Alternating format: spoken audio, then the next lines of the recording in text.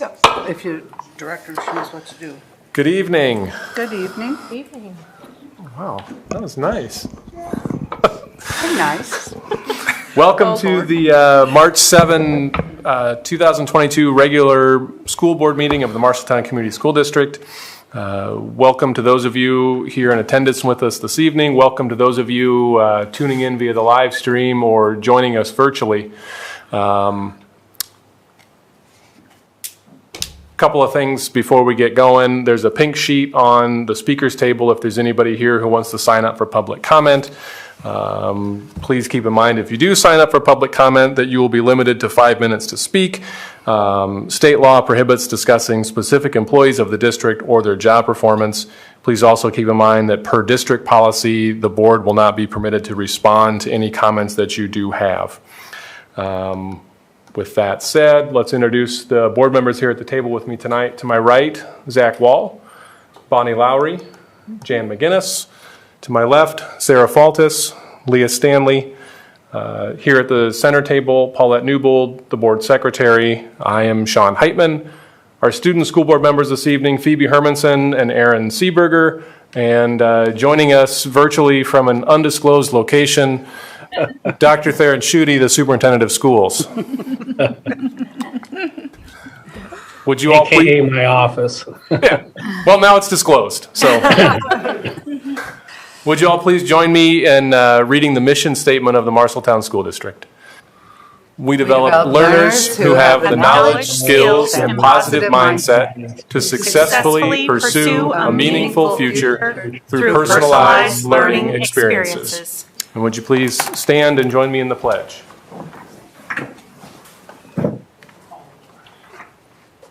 I pledge allegiance to the flag of the United States of America and to the republic for which it stands, one nation, under God, indivisible, with liberty and justice for all.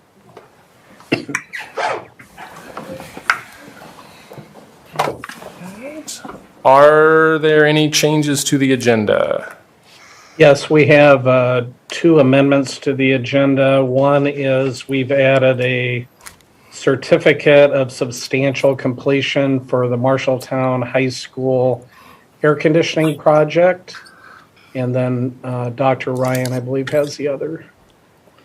Yeah, I added, on the personnel consent agenda, a resignation that was received today. Alex Bartles in IT. He is resigning effective March 18th, so we slipped that there on tonight's agenda. Thanks. With that, is there a motion to approve the agenda? So moved. Second. Faltis, Lowry. All in favor, say aye. Aye. Motion opposed, say no. Motion carries 6-0. Adam?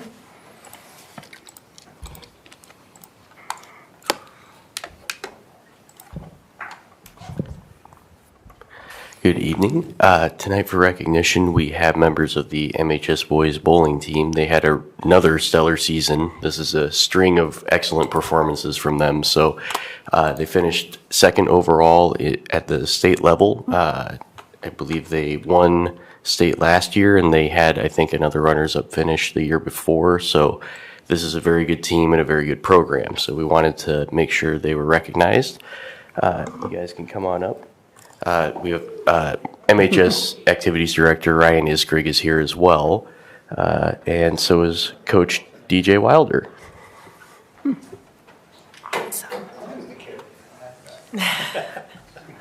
Well, first of all, I just wanted to, okay, thank you. Just wanted to, first of all, thank you all for inviting us tonight and recognizing us. It is, as Mr. Slaughter said, a third year in a row of finishing either first or second at the state level. This is my fourth year coaching. This is my fourth trip to state tournament. I shouldn't say me because all I do is coach. These guys do the work. So, but it means a lot. I've been thinking about this a little bit. It means a lot to have the support of everyone sitting at this table here to allow these students to have the success that they have experienced over the last 4 years. We got Dimitri Furno, who's not here, first team All-District, first team All-State. Andrew Wilder, who's here, first team All-District, second team All-State. Damon finished second in individuals. He won the individual at conference, qualified at district, and got second at state. So Xander, he's moving on to bowl at Upper Iowa University next year. And Alex, he was our alternate for the team. He first year bowler, and he made it all the way to alternate on varsity level. So just opportunities that these kids may not have had otherwise. So I really appreciate the support of the school board, the school district, Mr. Isgrig. So it just means a lot to me. It means a lot to the kids. So again, left to right, or my right to, whatever. Your left, my right. Xander Pickett, senior. Andrew Wilder, senior. Alex Thompson, senior. Damon Borton, junior. So he'll be back next year. The three that are not here, Dylan Cooper, senior, Dimitri Furno, senior, and Aaron Rattay, who is also a junior. So we actually have a pretty good shot of doing this yet again next year. So hopefully we'll see it next year again. So obviously Ryan Isgrig is here. And then my two coaches, who I can't say enough about. Nate Clark, he joined us 2 months into the season, a month into the season. Early December. So he has college level experience at AIB down in Des Moines. So it just made sense to reach out to him and help get these kids ready for the next level. And then Dustin Peterson, who's also been with me for 4 years and a great constant for me to just bounce ideas off of and have him kind of come back at me with some stuff. So very, very appreciative again of everything. Couldn't say enough about that. These kids have been so good. They work hard.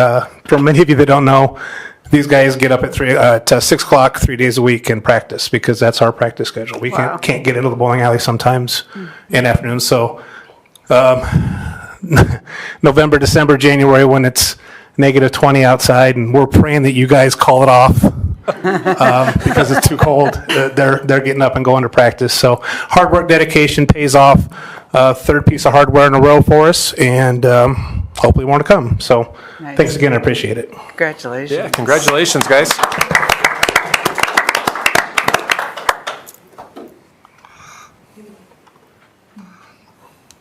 Nice trophy.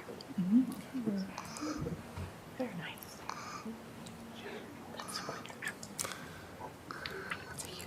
And there goes our crowd. Thanks, guys. By our own selves again. Okay, turning to the consent agenda, we have minutes from the February 21 board meeting. Personnel items. Dr. Ryan, anything of note beyond what you spoke to us about 3 minutes ago? Okay. Interagency agreements and contracts. We've got the ST Math annual service program renewal, an intergovernmental participation contract for Gear Up Iowa Future Ready program with Iowa College Student Aid Commission, an agreement with the Business and Educational Leadership Authority for Dr. Adolph Brown to provide a presentation to MCSD employees, administrators, and community, a 28D agreement with the City of Marshalltown for a police officer at Marshalltown High School for the 22-23, 23-24, and 24-25 school years. The Iowa Rural Teacher and Paraeducator Pipeline Grant Program participation, a 28E agreement with East Marshall for shared operations and maintenance management for the 22-23 school year, and a cooperative agreement with the University of Northern Iowa for practitioner prep. Isn't that where the, what was the other amendment to the certificate of completion? Yeah, there should be a certificate of completion for the Marshalltown High School air conditioning project. We had been holding on that for a bit due to some last minute things that needed to be taken care of, and they've now been handled to Mr. Golding's satisfaction. Okay. And then a interagency agreement with Iowa Falls for a level 2 student. Questions about any of those things? Turning to open enrollments, we have 1, 2 for the remainder of this school year, and then 26 out for next year and 2 in for next year. Paulette, anything to note in bills? No, sir. May I have a motion to approve the consent agenda? So moved. Second. McGinnis, Faltis, all in favor, say aye. Aye. Aye. Opposed, say no. Motion carries 6-0. I think we're good on public comment tonight. Phoebe, Aaron, you're up.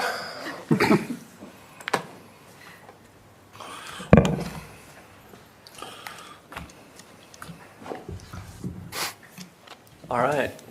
Obviously, I'm Aaron Saberger. This is Phoebe Hermanson, and Haley and Taylor are not here today.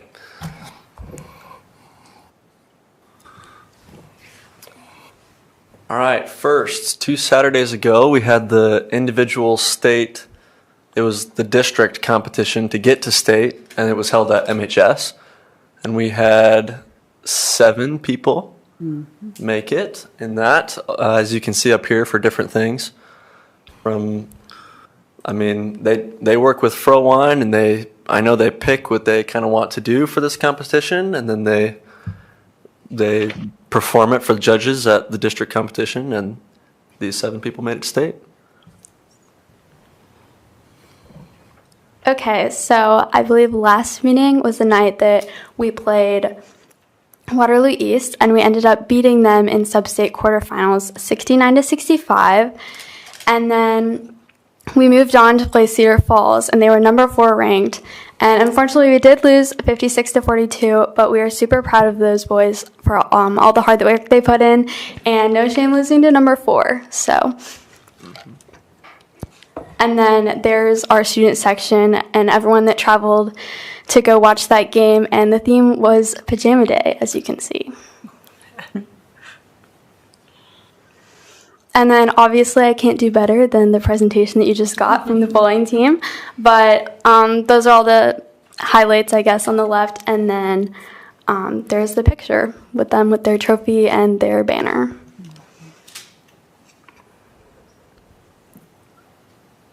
And then NHS is hosting a food drive at the end of this month. So we've been working on that with each school. We have groups assigned to each school that they're kind of in charge of advertising and leading the drive at each school. So the week of March 21st, after you come back from spring break, we're going to be advertising at all the schools, and then we'll be collecting the week of March 28th. And then we all kind of came up with incentives for different schools to get them to participate and get the most participation. So that will be happening at the end of the month. As far as music goes, the show choir just this Saturday traveled to Fort Madison to perform in a competition. There were 13 show choirs, and they were all really good. So we got 12th out of 13, but it was a good experience. We went up there pretty early and got to hang out at Fort Madison, watch a whole bunch of different show choirs, and then leave pretty late in the night. So it was a full day of show choir. It was pretty fun. Upcoming events right now at UNI in the Unidome, the girls are having their meet, and then tomorrow the boys do the same thing in the same place. And then the orchestra concert will be at MHS at 7 p.m. on the 10th. And then, of course, what all of Marshalltown High School is excited for, spring break next week. And that is it. Thank you, guys. Thanks, guys. Thank you.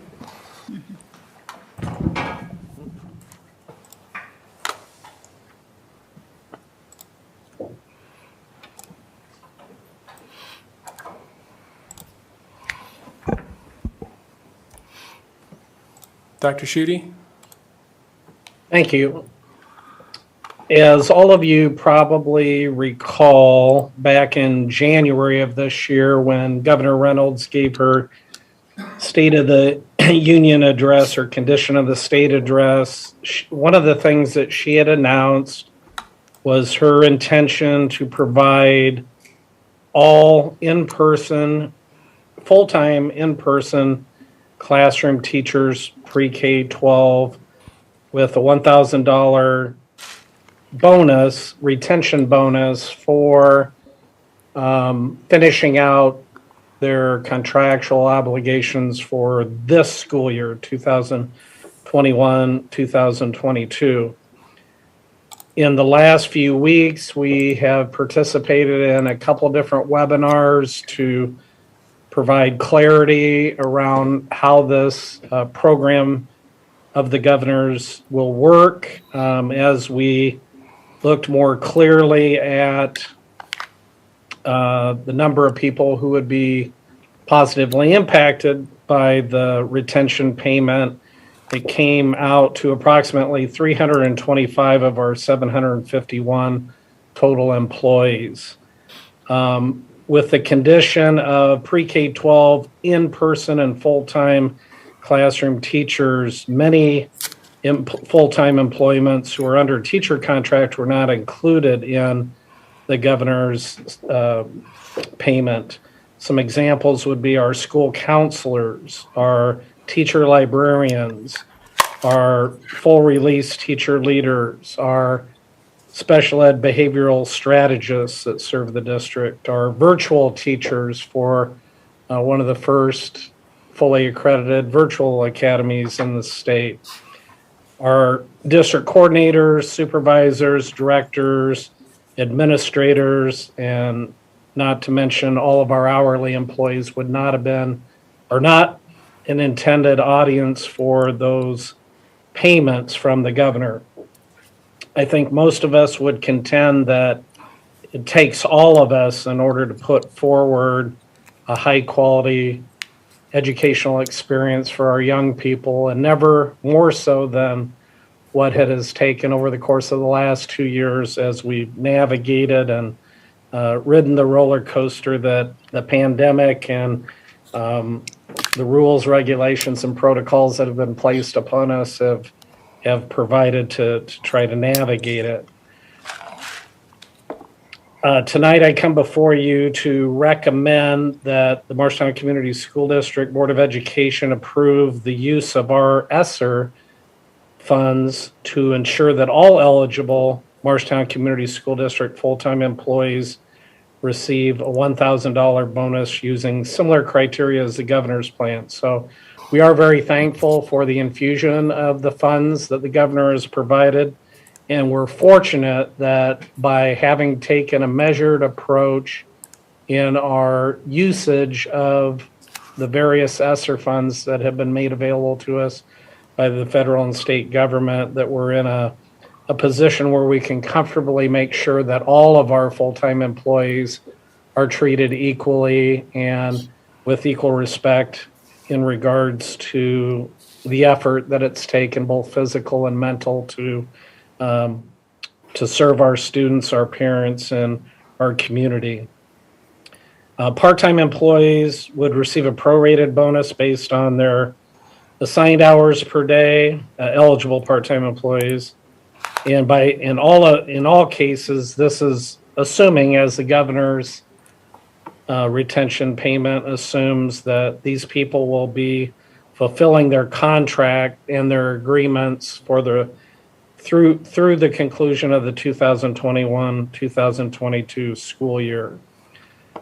Probably as important would be that I would like for the board to also make a commitment of willingness to use ESSER funds in 2022-2023 to provide a similar retention payment for those full-time employees who qualify this year, who stay with us through the 2022-2023 school year, that we would make a similar retention payment, assuming that the state and federal government continues to allow the use of ESSER funds in this particular way. That, in my eyes, is really more geared towards retention in terms of, whereas this year's payment is, I think, more of a thank you and a short-term retention for the remainder of this year. making the offer to do the same next year, for which, once again, we're in a comfortable position with ESSER to be able to do that, assuming that the rules and regulations relative to the usage remain the same as we understand them today. Paulette, do you have anything to add? I don't think so. Other questions for Dr. Schutte or comments?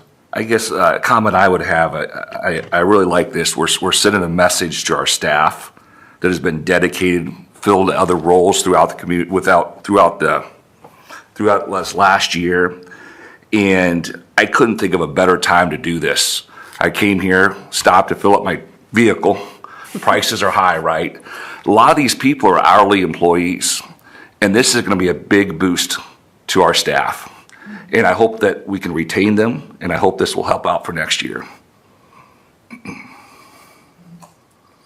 I'm supportive as well. I think this is a wonderful thing. I totally agree with what Zach just said. I am committed to doing the same next year if the governor, allows it in the same manner. And I would be very hopeful that she would expand it to other eligible staff as well, because like Dr. Schutte said, it's not just one group that's important, it's everyone that makes things happen. So that's my opinion. Yeah, it takes the entire staff across the board to make the whole process run smoothly and the whole system work. So I like the idea that we're providing this to everyone and not just to select individuals, given, that the intent is a thank you this year for dealing with, all of the challenges we've had over the last couple of years. So I do like that. And so I'm glad that we're doing it. Just for the public that may be listening, do we have, if we do this, what's our ESSER fund balance? What's the impact? Because those are not local tax-based dollars.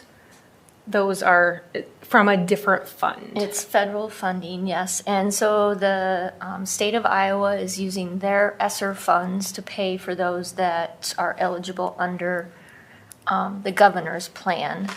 And so that will cover, I think, about $350,000 of it.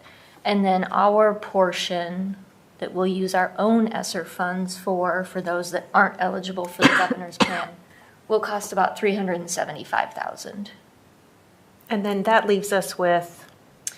Well, we have until June of 2024 to spend that. Okay. Right now, we have unspent allocation of about $5 million. Okay. But we also have a lot of things that we will be paying for over time. We have staff positions that have filled. So just because we have $5 million right now doesn't mean that some of it hasn't been encumbered already.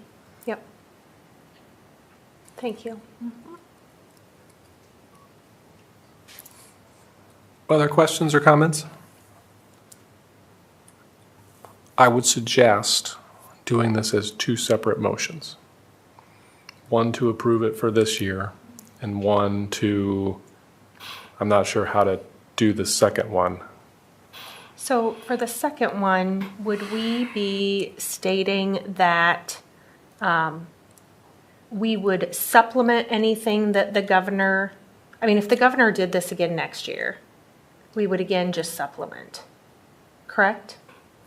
Yes, but I don't think that That's in the plan. that's in the works. I think they didn't have enough money to cover everyone already. So that's why some teachers aren't eligible. Okay. Yeah, and it needs to be contingent on allowability. Yep. Of what we can allow the ESSER funds to be spent. Right.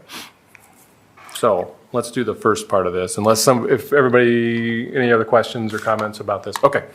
Then may I have a motion to approve the use of ESSER funds to ensure that all eligible MCSD full-time employees receive a $1,000 bonus or a prorated bonus depending on their hours using similar criteria as the governor's plan, as presented by Dr. Schutte. So moved. Second.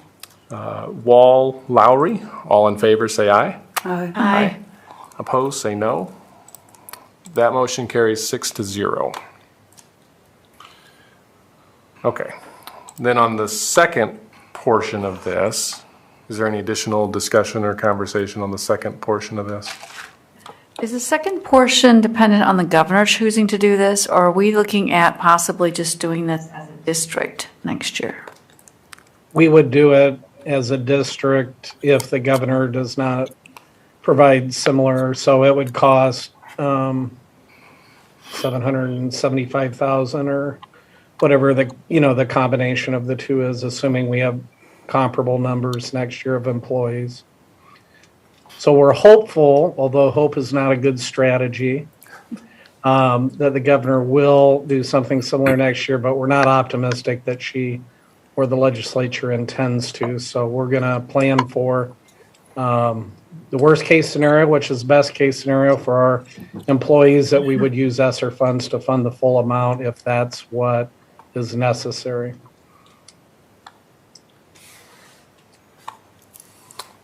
Okay, let me try and put something together here. You guys can wordsmith it too. May I have a motion to approve or indicate a willingness to pay a similar bonus to eligible employees next year, assuming that ESSER funds can be used for that purpose, using the same or similar criteria as this year? So moved. Second. Stanley And Faltis. can we use the phrase retention payment? Yes. Thank you.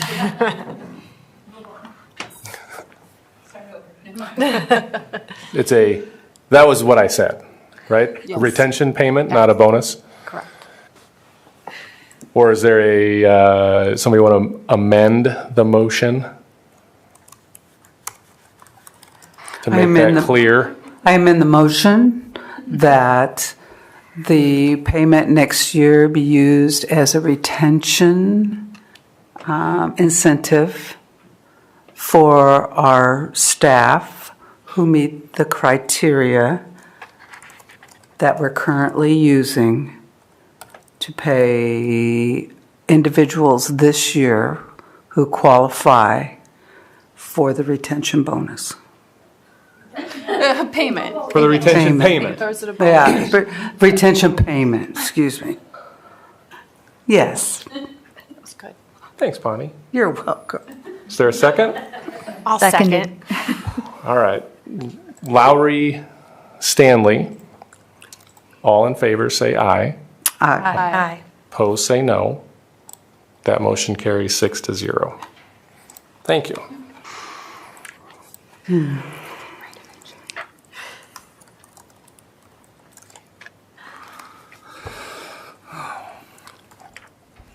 Hi, Todd. Hi. I'm still awake. It's still early. Up plowing though. I've been up since 3. Yeah, sure. Yeah, the first one I have tonight is for the Fisher Playground resurfacing. The current playground over on what I would consider the southeast corner of the building has the pea gravel base under there.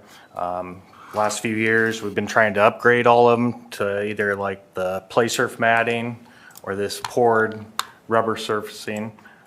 I reached out to two different companies.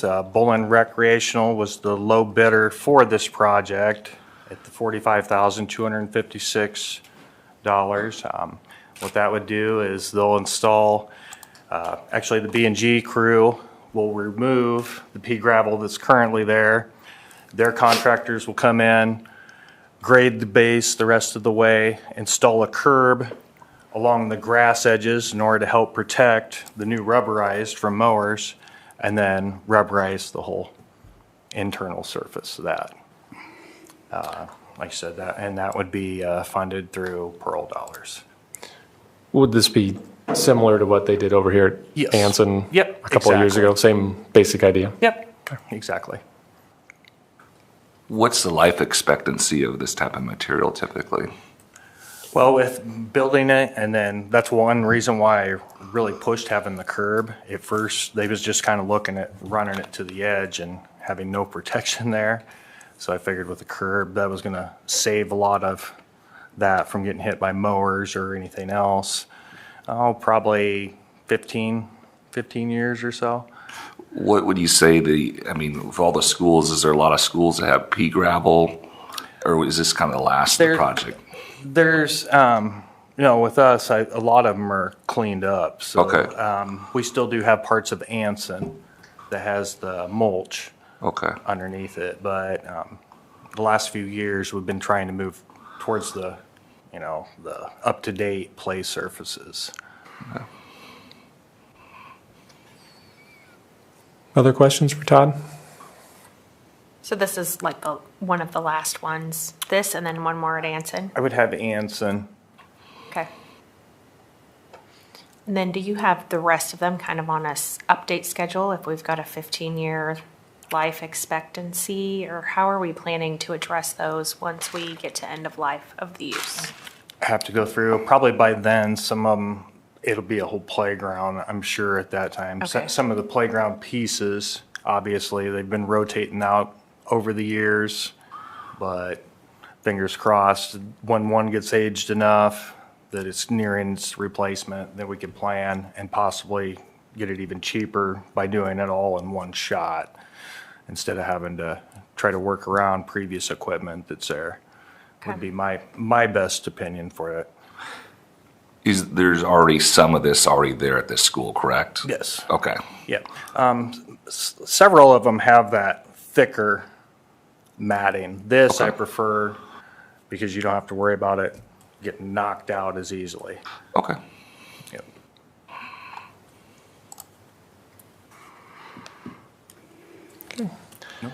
May I have a motion to award the contract with Bolin Recreation to resurface the playground at Fisher in the amount of $45,256 as presented?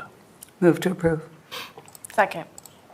Lowry, was that you, Sarah? Yep. Lowry, Faltus, all in favor, say aye. Aye. Opposed, say no. Motion carries 6-0. Okay, and then my next one would be for MHS, classroom 182. That's an above ceiling unit. We had a coil break there. With the age of the unit, it's also one that contains the R22 gas, which back in January 1st of 2020, the EPA, they quit the manufacturing and that because of it's detrimental to the ozone layer. So they're looking for a little more green, safer options for doing this. Plus then that would be a custom coil. Figured that was going to be by far easier to replace than try to piecemeal everything. We probably would have had 3/4 of the cost of a new one in it anyway at that point. B&G, they give us the proposal for $16,350. Come in, remove the old unit, put the new one up, get everything pumped back up to the current should be, and then Woodman Controls will just move the controls back over for that. I would use Pepple dollars to fund that replacement. This room also was one, just to kind of give you an idea, it's over in the southwest wing of the building. So obviously it wasn't in an area that we had looked at for AC. I mean, it's a much newer part of the building. The unit itself just went bad. Are the units that are in that southwest wing, each room has its own unit or? Okay. Yes. So the other units there are what, 6 rooms? 7 There would rooms be in that wing? Yeah, because the second floor was another addition, and those would have the newer units. But yes, there's I think 6 other classrooms, or a total of 6 in that particular section. Those would have that refrigerant in them. Like I said, if we wouldn't have had the coil break, it was no problem. The unit was working fine. It's just by the time we would have replaced the coil, because they probably would have had to drop the unit from the ceiling, get a custom coil made, and then obviously you can still use that refrigerant. If you have that refrigerant in your house, you can still use it, but the only problem is finding it. And generally, instead of costing maybe $100, $180 a pound, it could be up to $800 a pound. And for those types of units, and you're looking for a sizable amount anyway. So are those other units in that same section going to start failing? Is this the end of? No, I think this one, it had just, it was during the real cold winter. Actually, these two I have is when we was that really cold week, and the damper stuck and coil broke. I know historically we've always, we have good partners in our community like Lennox. I'm assuming here that Lennox does not make this. That horizontal type model, no. Okay. No.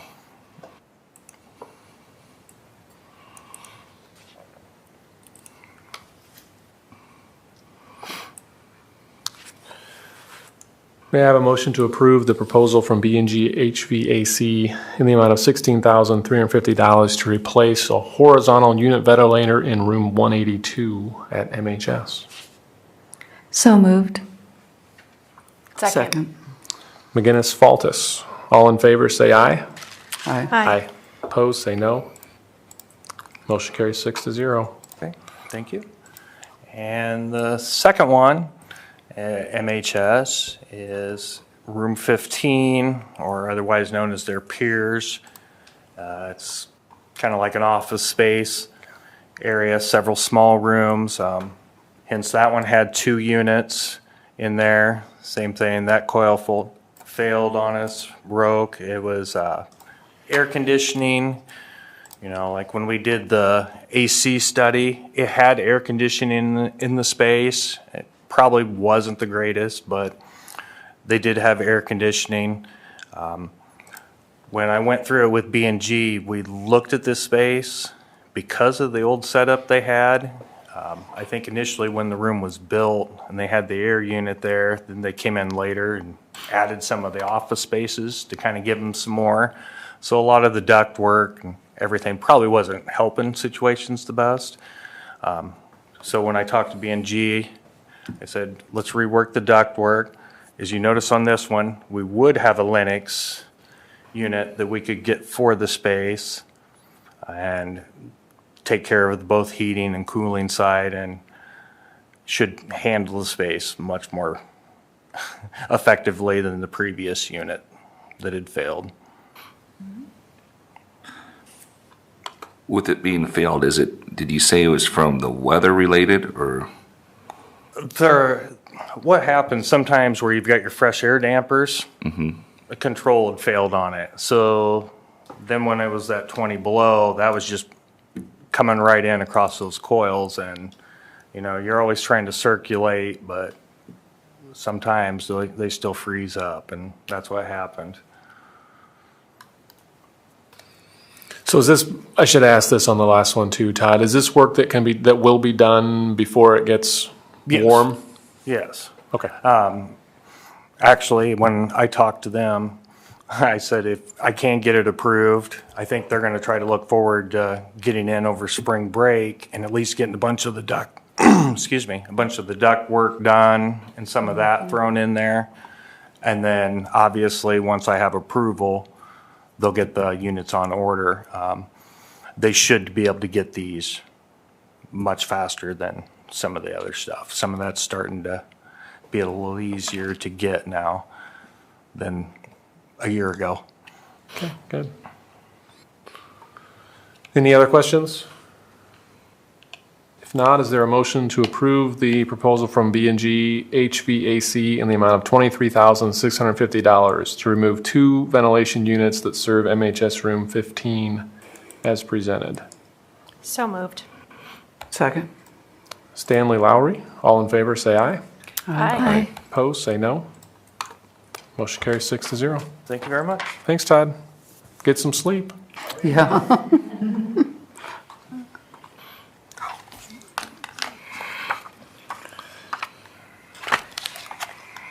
Board policies.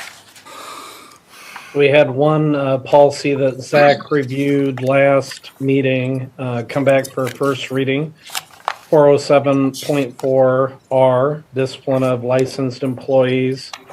The amendment was to remove the suspension with pay provision to be consistent with our discipline matrix and other policies. I would recommend board approval and waive the second reading. Any questions? Is there a motion to amend 407.4R and waive the second reading? So moved. Second. Wall, Lowry, all in favor, say aye. Aye. Aye. Opposed, say no. Motion carries 6-0. Sarah. Okay, I have 3 policies. The first one is 408.1, and it is on licensed employee professional development. The only thing there is to strike the cross-reference, and we can mark it as reviewed. Any questions for Sarah? Okay. Okay. The next one is 408.3, and it is formally titled as tutoring. We're going to add licensed employee, and that's the only change, so we can mark that as reviewed as well. Okay. And then 410.7, there are no changes to this one, so we can mark that one as reviewed as well. Excellent job, Sarah. Thank you. You continue with that, and we'll let you review even more policies. See how that goes. Okay, turning to our board book study. Chapters 5, 6, and 7.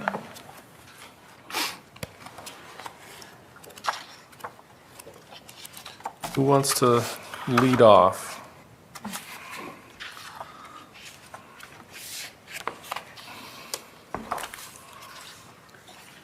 I'm going to call on somebody. Bonnie, you got a bunch of tabs on your book. I have a bunch of tabs. Do we want to just anywhere? Anywhere you within want to that? start, Bonnie. Okay, let me see what tab I want to talk about. Don't you love that? Well, on page 52, which happens to be in chapter 5, it talks about the superintendent evaluation.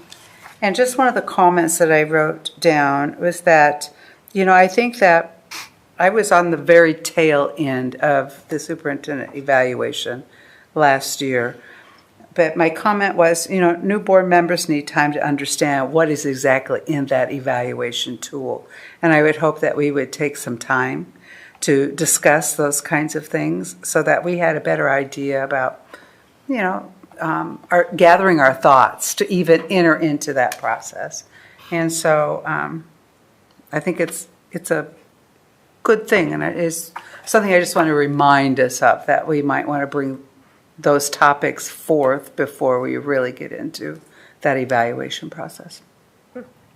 That was an area, Bonnie, that I also had some comments, and just being a new board member, some of the things that, stuck out to me, they're talking a lot about targeted outcomes with concrete targeted objectives, and I feel like right now I've seen what we have here, but I don't think I've internalized these as concrete targeted objectives for how, so I feel like I'm missing something currently. So that's one of the things that hopefully tonight we can talk about I a little would bit think later that as well. as you go through the quarterly reviews, Yeah. which we're doing tonight, I think that will help. And I think it's just going to take time to see. It's really extensive, and there's a lot to it, and you'll start to see more of that. So I think that it might be a good thing to learn more about it when you first come in, versus, now it's March. Well, and as Yeah. we're going through the first quarterly, To right, kinda I feel get like a that's where little- I'm gonna learn what's actually happening. We're building the plane while we're flying it rather Yeah. than looking at the parts ahead of time to see how they might fit together. Good analogy, I like Thank you. that.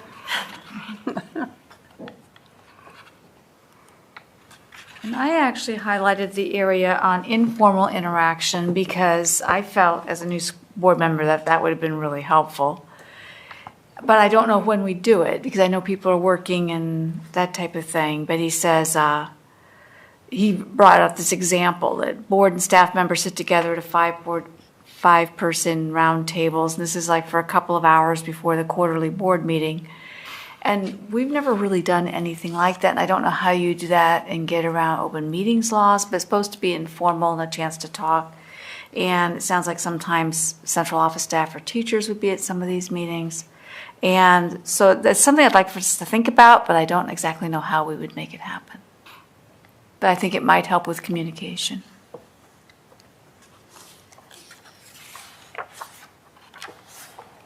And that's on page 53.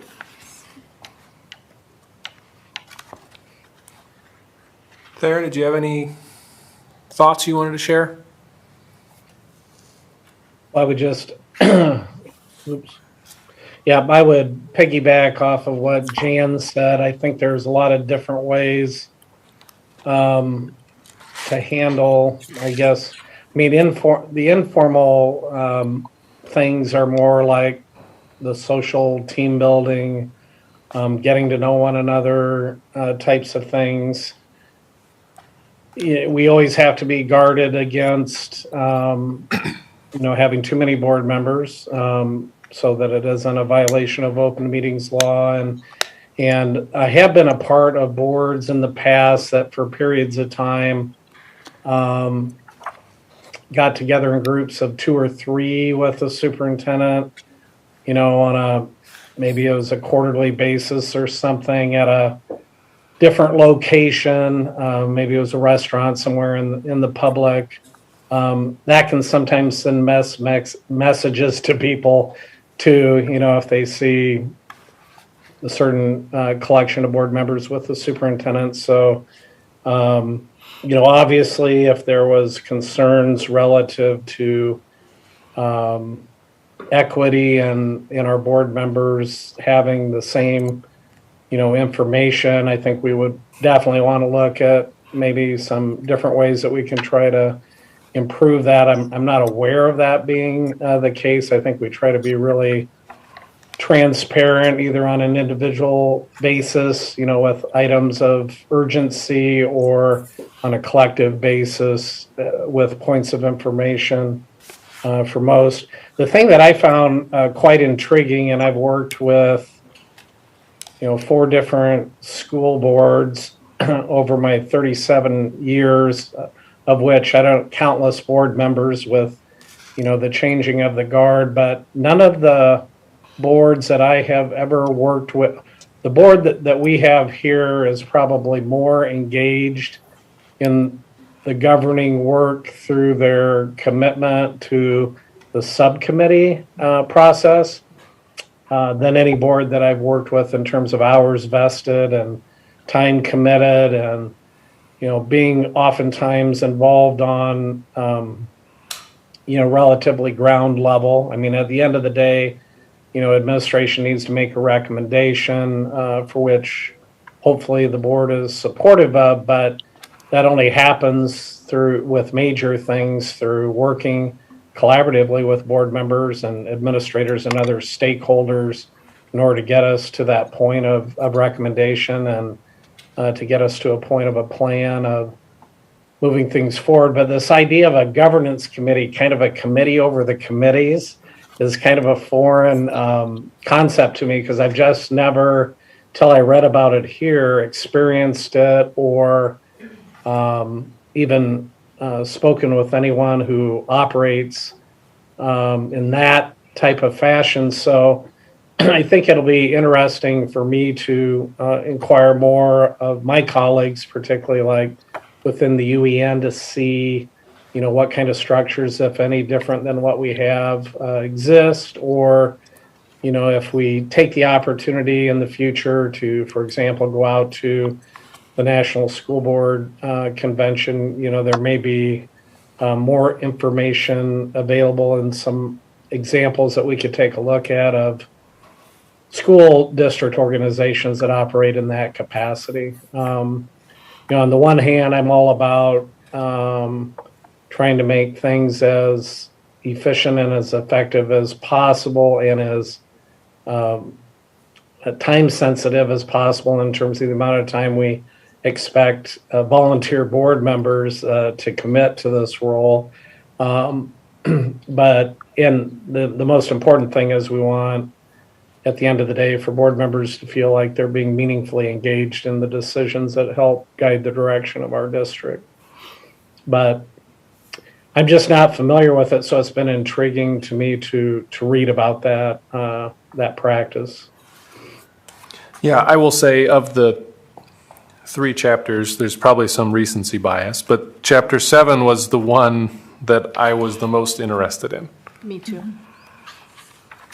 I agree. I just felt like that's our main role, is governing. And so to hear about that governing committee and just all the different ways that you can govern and, engage and, look at data and ask questions and just meaningfully understand what the rest of our administration is doing and the why and the how and all of that. So I thought that was very interesting. Yeah, I mean, I like the idea of if you can set up a system that sort of creates a culture that sort of just rolls over no matter who's on the board, right? There's just a culture and an expectation that when you become a member, this is how the board operates, and that I like that idea. And on page 76, it's the onboarding process, and that's Right. kind of what you're talking about. Right. There are 4 bullets there that basically say, these are good indicators or good criteria to look at for onboarding your new board members. Yeah. And it is all about governance. I must have been really focused on metrics when I made my notes, because the other piece that I, focused in was on 78, where you're talking about setting like individual board member targets. Okay, so what should our individual board member targets be, and do we have them? And I just don't know what they are. I mean, so that was kind of my notes that I made in that area. Yeah, I mean, I don't know, to my knowledge, we have never sat down and formally talked about what each individual board member's targets should be, right? I started in on that. I thought, what is that going to be? And then I was like, oh yeah, that makes sense. Like, show up to meetings, be prepared for meetings, offer your input on things. Like, yeah, all things that we should all be doing. But to actually formalize that was an interesting idea to me. So.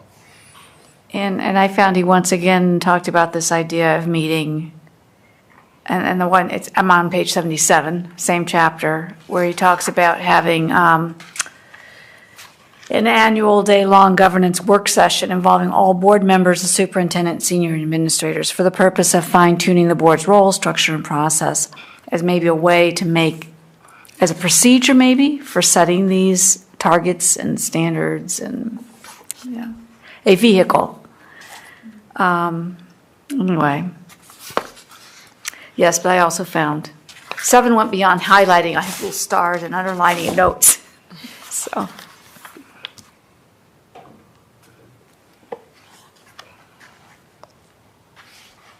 Anybody else have anything else they want to share or add? What do you guys think of that? I mean, like chapter 7, the governance, what do you guys see from your role? Nobody wants to answer my question. Oh, probably, yeah.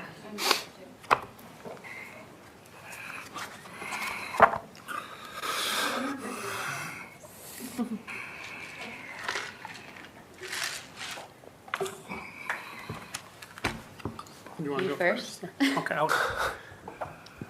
Well, I find it interesting. So before coming to Marshalltown, when I worked for Heartland Area Education Agency, they actually had a committee like that. There was a committee that was governing the board there, making sure that everyone was clear on their roles, their responsibilities, their action steps, and how they were going to determine targets and indicators. So it happened only for a couple of years. It was still pretty new to them, but it was something that was really interesting because I had never seen it work that way. I think if the board members were still available and you could interview them, they'd probably give you some mixed feedback on how that went. Some really thought it was a great process to have everything cleared out. Others I heard feedback of, I think we could figure this out ourselves. I don't think we would need someone to Not to walk be us through told. this. Yeah. Well, as I've been listening to you, I have been thinking personally, I probably need to be more disciplined in looking at the laminated sheets of paper that are below all of our computers. There's goals there that I know Theron has listed for his superintendent role, but there's also goals listed for the board. I don't know how frequently, even though they're highly visible, we look at those. And I think some of that ties back to Chapter 7, and maybe you're not giving yourselves enough credit for the work that you do. When I was reading, I was really thinking through how fortunate we are to have professionals. Each one of you are very highly professional with your collaboration, and when we've had opportunities to interact with you, it's been really great to see the engagement and the care, the passion that you have. So I wrote down we need to be people first and just continuously work together. But ultimately, it kind of sounds like maybe there's some people who are new to the board or somewhat new to the role and really aspire to be that, on target board member that this is suggesting to be, and you're looking for ways to continue to grow. Which I can't imagine a better situation because my job is to help teachers grow. So it's awesome to hear that out of our board.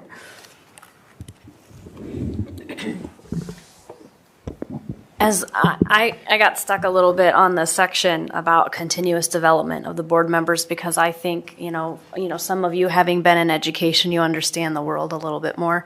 But for those coming in, it's a little bit of a foreign world on the kind of administration side. And I think of how much is thrown at you in the beginning and how overwhelming that may be. But I was stuck on that section because it talked about how, the world is ever evolving and it's not you can't rely on the old fashioned spend a year learning the ropes approach with the constant evolution of schools and what's going on. And I kept thinking about, the world of HR as well.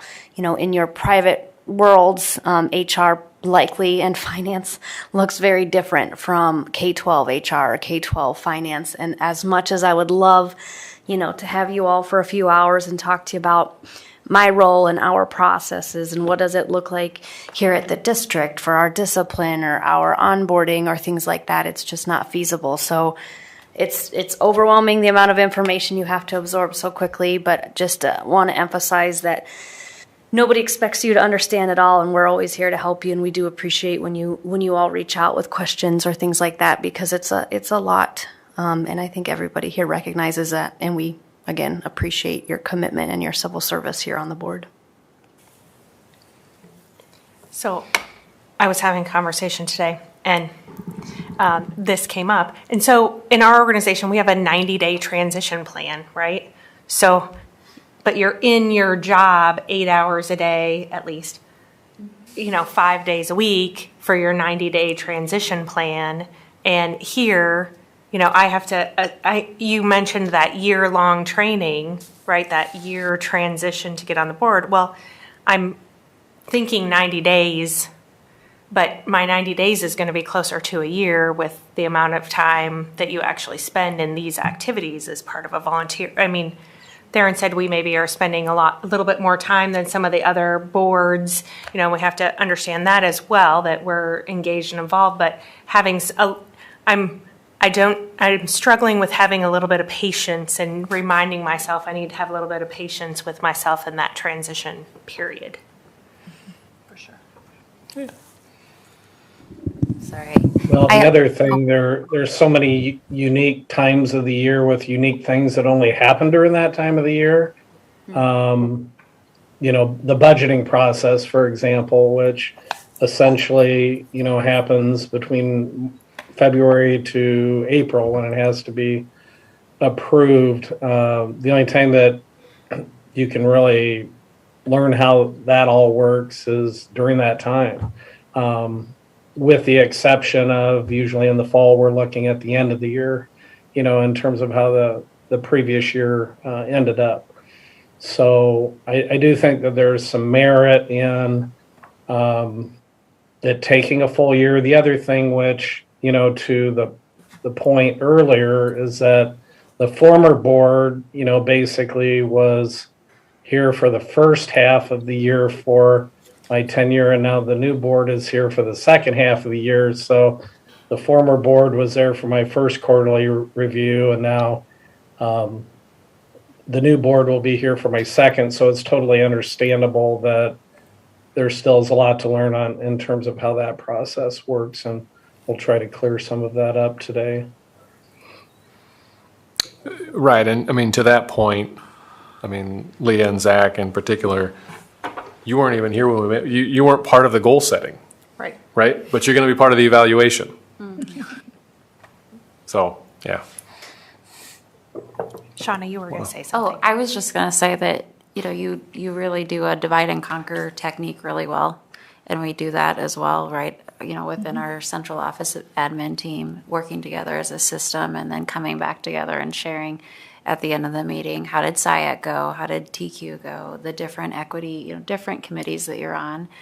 You're working as a system, and that's necessary to try to eliminate this. I have another full-time job, but it's a volunteer job, and I don't know how to carve out time for anything else. So it's just, we really appreciate the time that you do give, and I think working together as a system is the smarter, not harder kind of way to do it.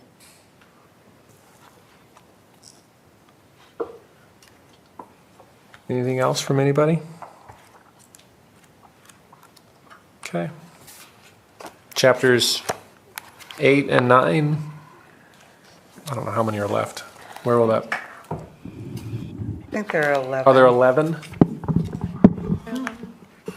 So we'll do 8 and 9 for next time and then finish up in April? Sure. Sounds good. All right. Yes. Okay. Adam, you got anything?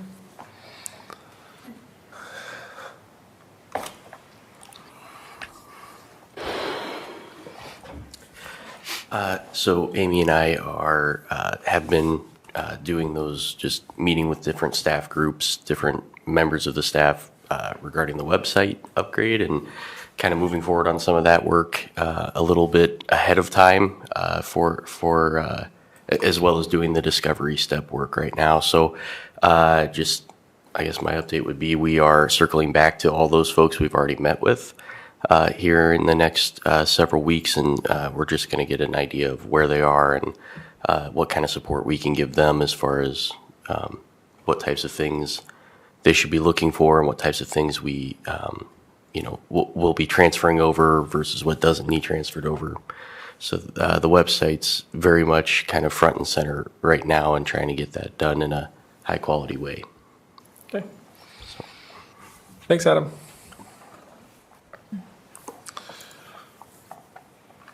Okay, looking at reminders, I get to do policies for the next meeting.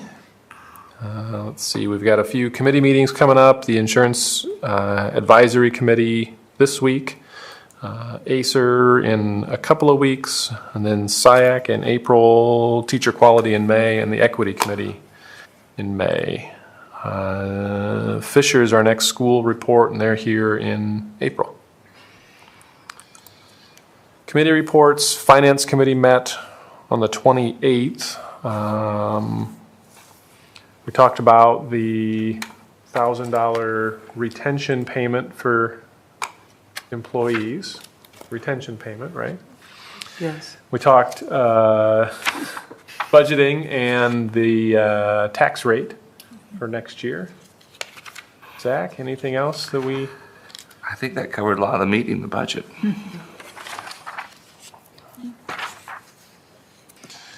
Anything for future agendas that anybody would like to see? You know, I think they covered it earlier, but the art show. Me and Sean and Shauna were able to judge the art show.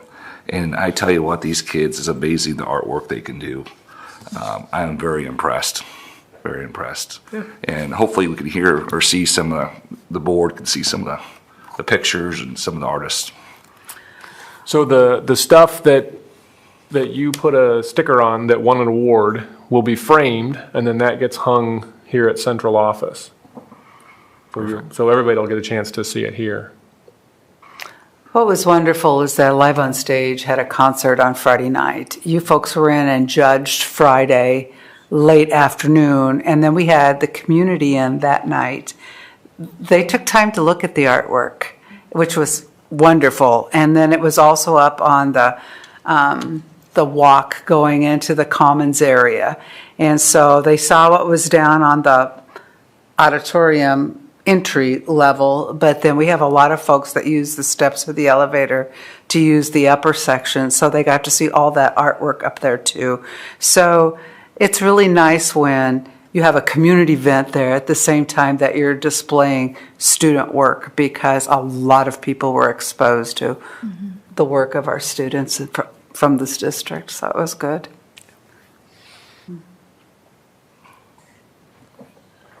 Anything else? Okay. What have we done this evening to improve education for the students in Marshalltown? I'll go first here. I think I'll give me the wording here, but it's retention payment. Retention, we are offering a retention payment the time and need right now for a lot of our employees, and hopefully this sets a message moving forward to our staff. I think also we approved some bills, what are we going to call it, some agreements that will allow for safety of our students on the playground, as well as creating a learning environment that the climate will be regulated so that they can think when it's really, really hot. So I think that's Someday when it's I hot know what again. it's like. But when I was there, we had no air conditioning, and so it was really hard to think when it was really, really hot. So I appreciate that. Yeah, I don't know whose room 182 is, but whoever it is, and any student who's in there will be. Then 182. Is it? Mrs. Loopy? Is that the 9th grade area? Yeah, it's the freshman wing. Yeah. Well, they deserve to be cool when it's hot out too, right? I mean, we were all freshmen once. Not that long ago. All right. With that, we'll take 5 minutes, and then we'll go into closed session for the quarterly superintendent evaluation. Thanks, everybody. We need to adjourn and reopen, or No, how does that work? because Okay. the closed session. Oh. Thank you. You know, We get one I too. had. We ate them so fast. I had teachers coming up and thanking me.